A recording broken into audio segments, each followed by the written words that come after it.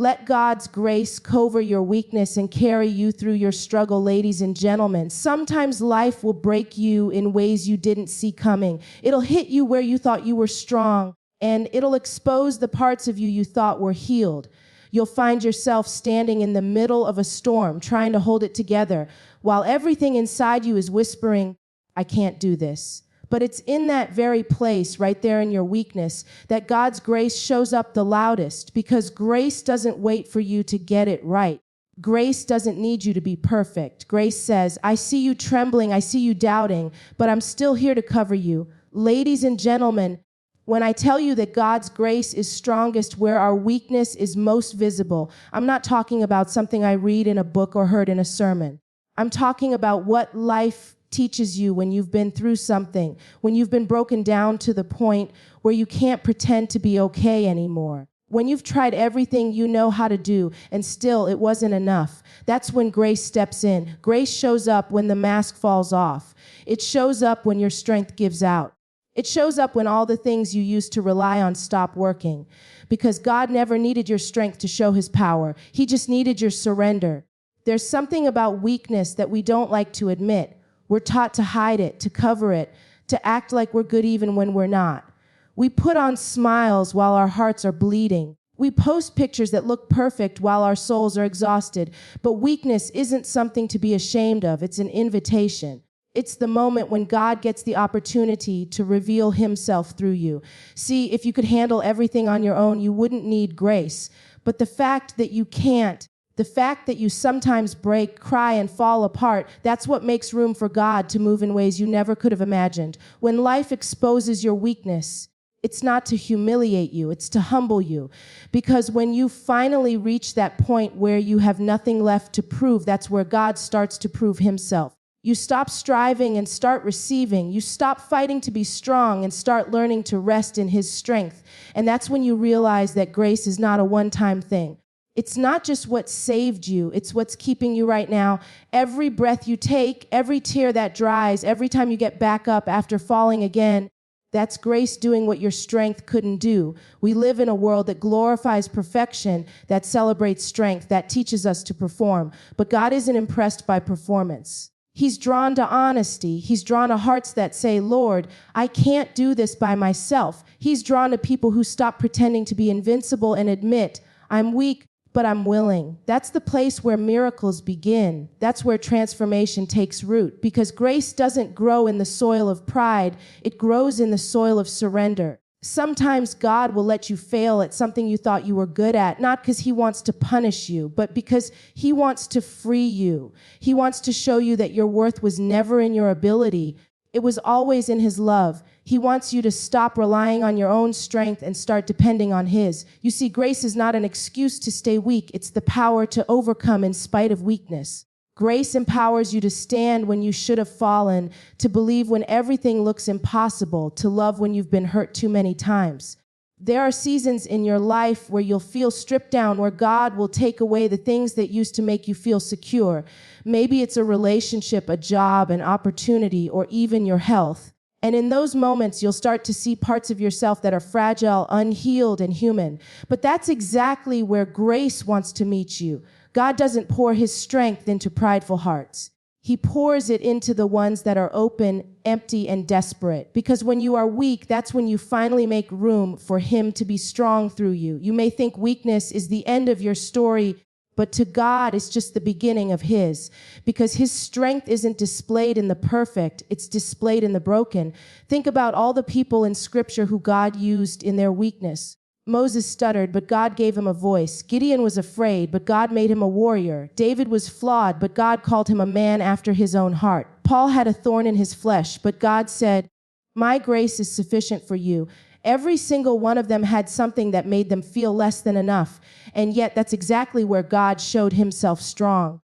It's easy to thank God for the blessings, but can you thank him for the brokenness? Because it's in your breaking that he's building something you can't see yet. You don't realize it while you're in it, but every struggle, every weakness, every moment that made you cry out for help, it's all training ground for grace. It's shaping your spirit. deepening your faith, softening your heart. You're learning to depend on him in ways you never did before. You're learning that weakness doesn't mean failure. It means you're human and you need God more than ever. Sometimes you'll try to fix what only God can heal. You'll try to control what he's asking you to release. You'll try to fight battles he's already won. But grace says, stop fighting and start trusting. Grace says, you don't have to do it alone. Grace says, even here, even now, I am enough. When you finally come to the end of yourself, that's where grace becomes real. That's when you stop relying on what you know and start leaning into who he is. God's grace doesn't just cover your weakness. It transforms it into strength. It takes the things that once embarrassed you and turns them into the very platform for his glory. The moments that once made you cry become the stories that inspire others. The pain that once broke you becomes the testimony that sets someone else free. Grace has a way of rewriting what the enemy meant for shame and turning it into victory. You might be walking through something right now that makes you feel weak, unsure, or unqualified. Maybe you're facing a storm you didn't see coming. Maybe you're trying to hold it all together while everything inside you feels like it's falling apart. But hear me. God's grace has not left you. His strength is not far from you. He's not asking you to have it all figured out. He's just asking you to keep believing that his grace is enough. Grace is not a feeling, it's a force. It doesn't always make the struggle disappear, but it gives you the strength to walk through it. Grace gives you peace in chaos, hope in darkness, and faith when everything seems impossible. And sometimes the greatest miracle isn't that the mountain moved, it's that grace gave you the strength to climb it. So when you start to feel the weight of your weakness, remember that it's not your job to carry it alone. Let God carry it for you. Let his grace do the heavy lifting. You don't have to prove your worth. He already called you worthy. You don't have to be strong all the time. He's strong enough for both of you. And when you feel like you're failing, remember that grace is still working, still covering, still carrying. Every scar, every shortcoming, every mistake you've made is a place where grace has the opportunity to shine brighter. Stop seeing your weakness as the enemy and start seeing it as the evidence that you're still in God's hands. Because he doesn't use the perfect, he perfects what he uses, and that includes you. You are not disqualified by your weakness. You are defined by God's grace, and that grace will meet you in the middle of your pain, lift you in your lowest moments, and remind you that his strength was never dependent on yours. Because where your weakness is most visible, that's exactly where his glory shines the brightest. Ladies and gentlemen, there is something so beautiful and humbling about the way grace works. We spend so much of our lives chasing perfection, trying to appear like we've got it all together, trying to be enough in a world that constantly tells us we're not. But grace doesn't wait for you to get it right. Grace doesn't stand at the finish line, waiting for you to clean yourself up before it embraces you. Grace meets you right in the middle of your mess, in the place where your mistakes are still visible, where your heart is still bleeding, where your soul is still trembling. Grace walks into the broken spaces of your life and says, I'll meet you here. There's a freedom that comes when you finally understand that grace is not earned. It's received. It's not about being perfect. It's about being honest. God's grace doesn't need you to be flawless. It needs you to be real. Because God can't heal what you keep pretending doesn't hurt. He can't restore what you keep hiding. The moment you say, God, I'm struggling. God, I'm weak. God, I don't know what to do. That's when his grace rushes in like a flood. That's when his power becomes visible in the cracks of your humanity. You see, grace is attracted to honesty, not perfection. We live in a culture that glorifies performance. Everywhere you turn, someone is telling you to do more, be more, achieve more. But grace whispers something different. Grace says, you are enough right now. It doesn't mean you stop growing. It means you stop striving to be loved because you already are. Grace says you don't have to earn God's approval. It's already yours. And when you really begin to understand that, it changes everything. It changes the way you see yourself. It changes the way you see others. It changes the way you respond to failure. When you think about it, perfection is a lie that keeps people trapped. It tells you that if you can just fix this, if you can just change that, if you can just get it right next time, then you'll be worthy. But grace says you're already loved even with your imperfections. Grace doesn't wait until you're healed to love you. It loves you while you're healing.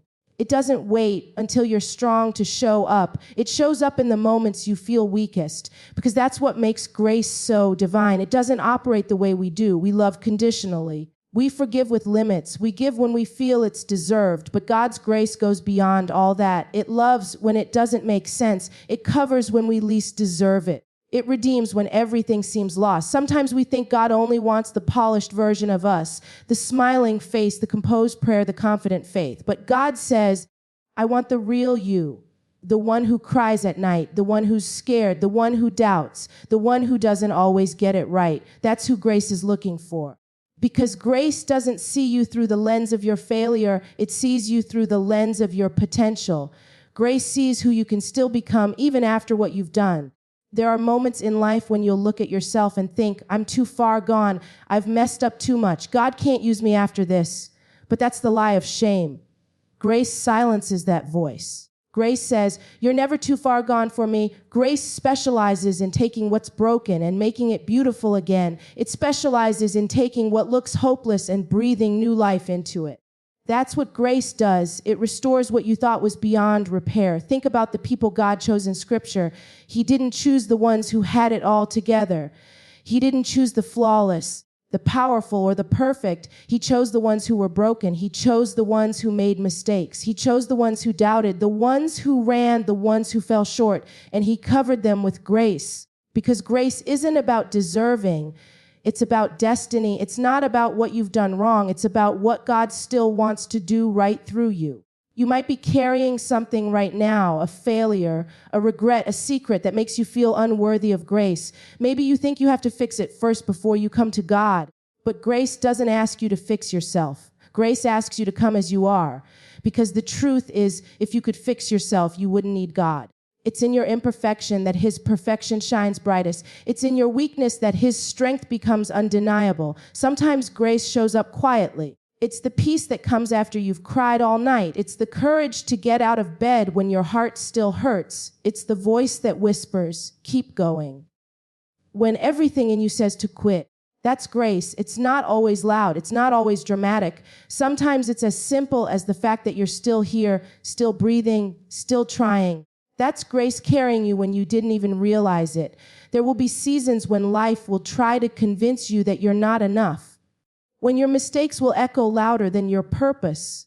When you'll start comparing your journey to someone else's highlight reel. And that's when you need to remind yourself grace is not a competition. You don't have to perform for God's love. You don't have to impress him. He already chose you knowing every flaw, every failure, every fear. Grace was built with your imperfection in mind. When you stop striving for perfection and start resting in grace, something shifts inside of you. You stop living for approval and start living from acceptance. You stop chasing validation and start walking in purpose. Grace gives you permission to be human, to learn, to grow, to fall, and to rise again. It teaches you that failure is not final, it's formative. That mistakes don't define you, they refine you. There are times when you'll make choices you regret, times when you'll hurt people, including yourself. And shame will try to tell you that you don't deserve another chance. But grace interrupts that narrative. Grace says you are forgiven. You are still loved. You still have a purpose. Grace doesn't erase your past. It redeems it. It takes what was meant to break you and uses it to build you.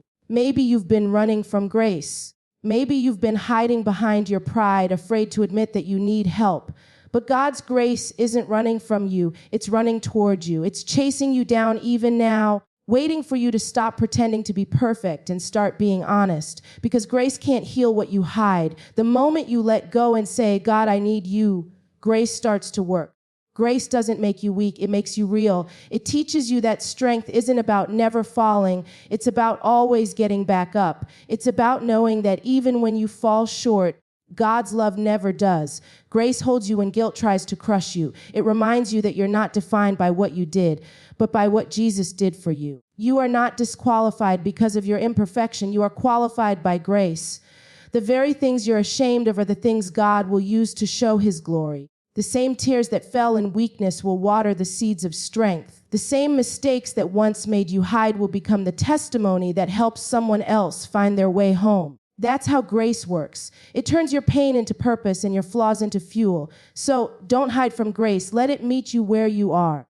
Let it wash over your broken places and remind you that you're still enough. Let it silence the voices that tell you you're too far gone, too messed up, too late. Because grace says you're never too far for a comeback. Grace says it's not over. Grace says, even now, I can make something beautiful out of this. And as you walk through life, remember that grace isn't something you outgrow. It's something you grow in. Every day you'll need it, and every day it will be there.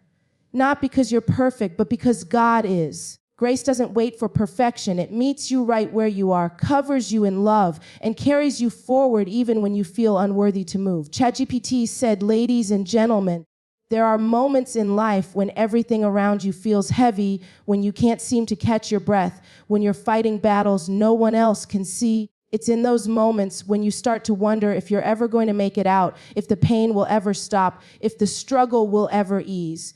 You look around and it feels like everyone else is doing fine, like they've figured out something you haven't. But what if I told you that your struggle isn't proof that you're failing? What if I told you that the very place you feel the weakest is where grace is doing its greatest work?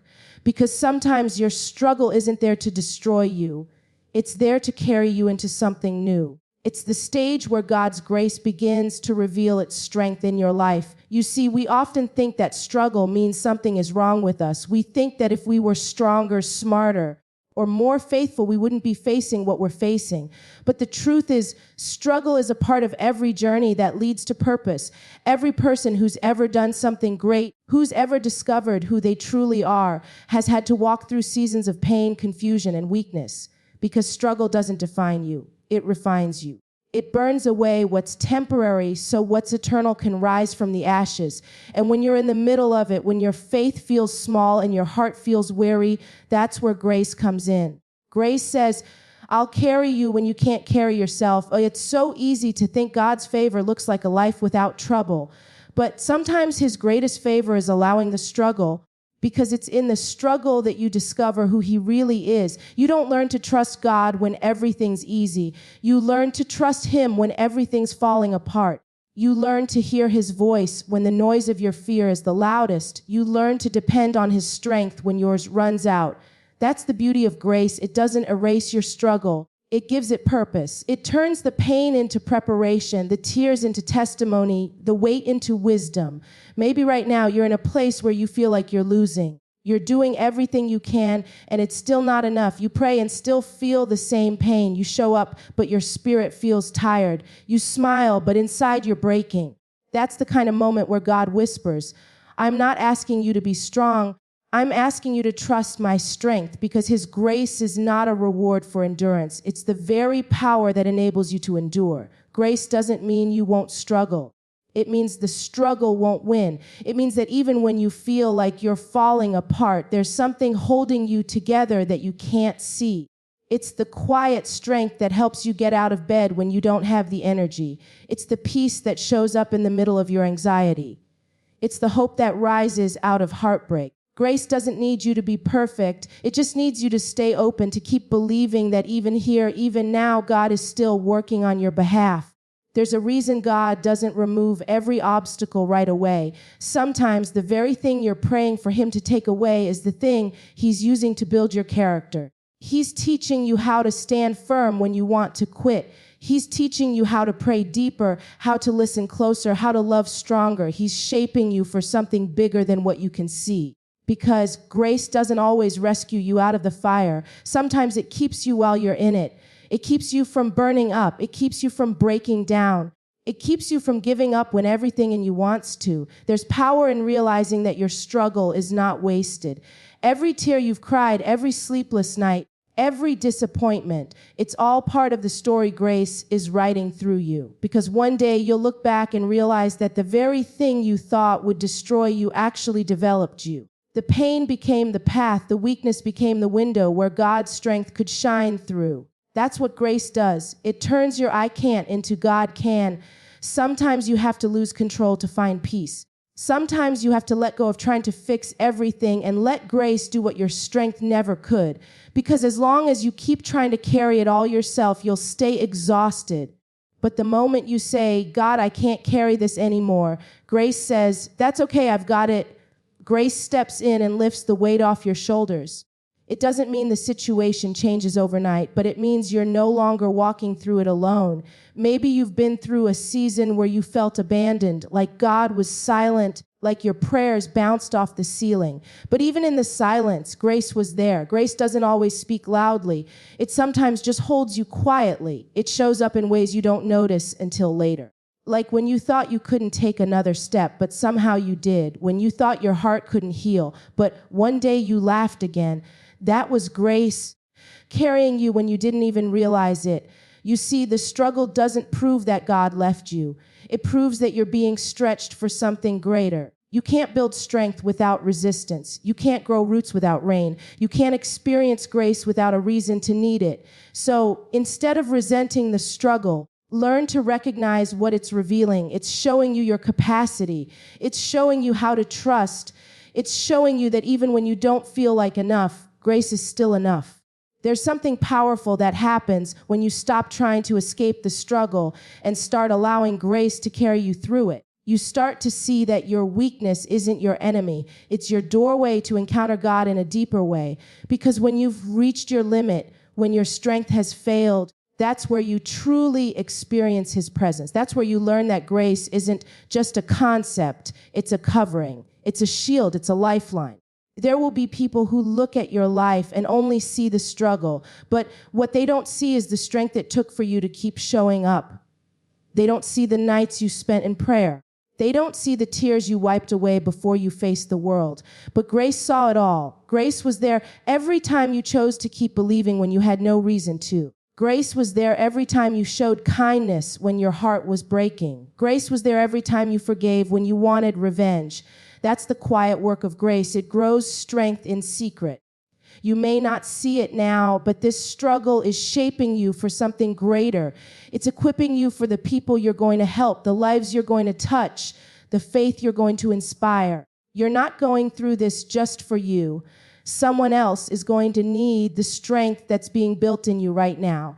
Someone else will be encouraged by the story you're living. Grace is not just carrying you through the struggle, it's preparing you to carry others once you've come through.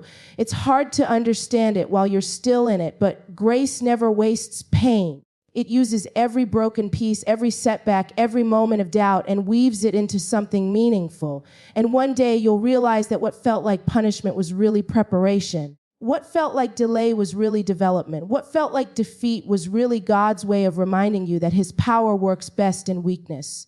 Sometimes the only reason you made it through a storm is because grace covered you. You didn't have the strength to survive it, but grace did. You didn't have the wisdom to navigate it, but grace guided you. You didn't have the peace to endure it, but grace gave you just enough to make it another day. And that's the miracle of grace. It carries you quietly until you're strong enough to walk again. When the world says you're losing, grace says you're learning. When life says you're broken, grace says you're becoming. When fear says it's over, grace whispers, not yet. Because the struggle isn't meant to destroy you. It's meant to reveal that God's power is alive in you. His grace is not just covering you, it's carrying you, molding you, and writing a story through you that will inspire others to keep believing even when it hurts.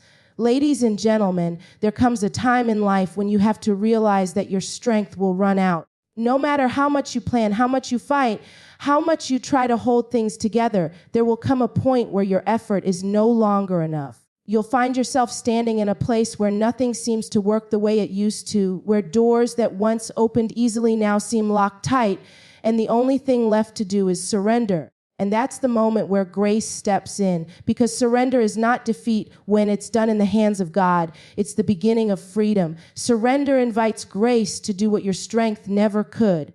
We are so used to fighting for control. We want to fix everything, explain everything, make everything make sense. We don't like not knowing, we don't like waiting, and we don't like weakness. We live in a world that praises self-sufficiency, that teaches us to handle it, to push through, to keep smiling no matter how broken we feel inside. But there's something powerful that happens when you stop trying to be your own savior and allow God to take the lead. Because sometimes the miracle doesn't happen when you're holding on tight. It happens when you finally let go. Surrender is scary because it feels like losing. It feels like giving up control, like admitting you can't fix it, like acknowledging that you don't have all the answers. But that's exactly the point. God can't fill hands that are already full.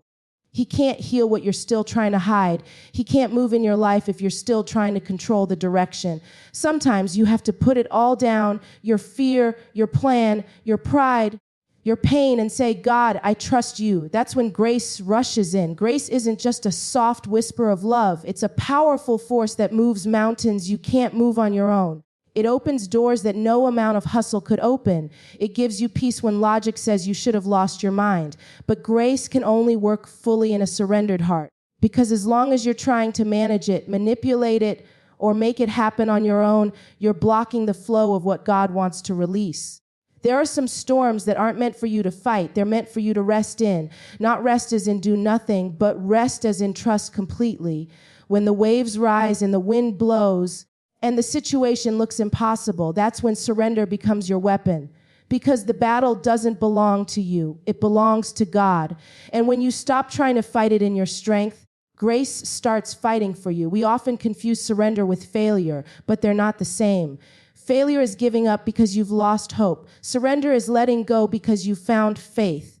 It's the moment when you realize that your hope was never meant to be in your own ability anyway. It was meant to be in the one who holds the universe together. When you surrender, you're not saying, I quit. You're saying, God, I trust you more than I trust me. And that's where real transformation begins. You might be in a season right now where God is calling you to surrender something you love. Maybe it's a dream, a relationship, a plan you thought was certain. And it's painful because you don't understand why. But sometimes God asks you to release what's in your hands so he can place something better there. Sometimes he has to break your grip on what's good to make room for what's greater. But you'll never know that until you let go, because surrender is not about loss. It's about exchange. It's about trading your limited strength for his limitless power. Grace doesn't demand perfection. It invites participation. It says, come as you are, even if you're tired, even if you're uncertain, even if you're afraid. You don't have to have it all figured out to surrender. You just have to be willing to trust that even in your confusion, God is still in control. Willing to believe that even when it hurts, his plan is still good. Willing to open your hands and say, Lord, I can't, but you can. It's amazing how heavy life feels when you try to carry it all on your own. The expectations, the responsibilities, the disappointments, they weigh you down. But the moment you surrender, it's like something lifts. You can breathe again. Because grace never meant for you to carry the burden. It meant for you to give it to God. He didn't design you to live under constant pressure. He designed you to live in his presence. When you surrender, you stop fighting against the flow of grace. You stop swimming upstream, exhausting yourself, trying to get where you think you need to go. Instead, you let grace carry you to where you're meant to be. And it doesn't mean you stop working. It means you stop worrying. You still move, but now you move with peace instead of panic. You still try, but now you're guided instead of guessing. Surrender is a posture of trust. It says, God, I don't see how this is going to work, but I know you're working. It's letting your faith be bigger than your fear, because faith isn't proven in the easy seasons. It's proven in the ones that test everything you believe. When everything feels uncertain, when the future looks blurry, when your heart is breaking, that's when surrender becomes real. That's when grace takes over. There are blessings waiting on the other side of surrender that you'll never reach by striving. There are breakthroughs that only happen when you stop fighting against God and start flowing with him. Because grace doesn't just cover your weakness, it carries your surrender. It meets you at the intersection of I can't and God can. It lifts you above what was supposed to break you. Sometimes we pray for God to change our situation, but he's waiting for us to change our posture. He's waiting for us to stop clenching our fists and start opening our hands, because grace flows through open hands. When you let go, you're not losing control. You're transferring it to the one who never fails. You're saying, God, I trust you to handle what I can't. And when you do that, you begin to see grace move in ways you never imagined. There's peace that comes with surrender that can't be explained.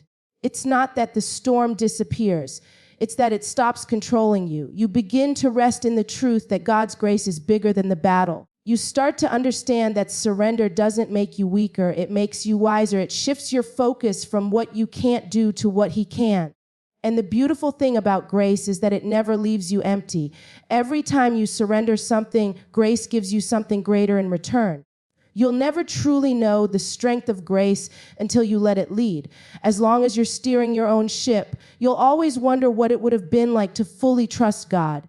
But when you let go of the wheel, when you say, God, take me where you want me to go, that's when grace begins to write a story you couldn't have written for yourself. That's when you start walking in peace, even when the path doesn't make sense. There's beauty in not knowing. There's power in uncertainty, because that's where faith breathes. That's where grace proves itself faithful. If you could see every detail, you wouldn't need to trust. If you could plan every outcome, you wouldn't need to surrender. But God allows the unknown to draw you closer to Him. He uses what you can't control to remind you who really is in control. Surrender is not weakness, it's wisdom. It's realizing that the one who created you knows what's best for you. It's choosing to believe that even if it doesn't look like what you wanted, it's still working for your good. It's refusing to let fear write your story, because the truth is your hands are too small to hold the life God has planned for you. You've got to release it so His grace can expand it. You may have been taught that surrender means giving up your dreams, but that's not what God asks of you. He's not asking you to stop dreaming. He's asking you to trust Him with the dream, to let His grace shape it, refine it, and bring it to life in His timing. Because what grace builds lasts longer than what striving creates. When you surrender, you start to live lighter. You stop being consumed by the fear of failure. You stop being weighed down by the need to control outcomes. You begin to trust the process, even when it's painful, because you know grace is in every detail. You start walking with a quiet confidence, not because you have it all figured out, but because you know who does. There will always be moments that test your faith, moments that make you want to take back control. But every time you feel that urge, remind yourself grace works best in surrender. You don't need to know how it's going to work out. You just need to know who's working it out. When you surrender, you invite heaven into your situation. You give God permission to do what only He can do. And when you look back, you'll realize that the most powerful moments of your life didn't come from your strength. They came from your surrender, the doors that opened, the peace that came, the healing that happened. It all flowed from the moment you stopped fighting and let grace lead. Because surrender isn't the end of your story. It's the moment grace begins to write it in full.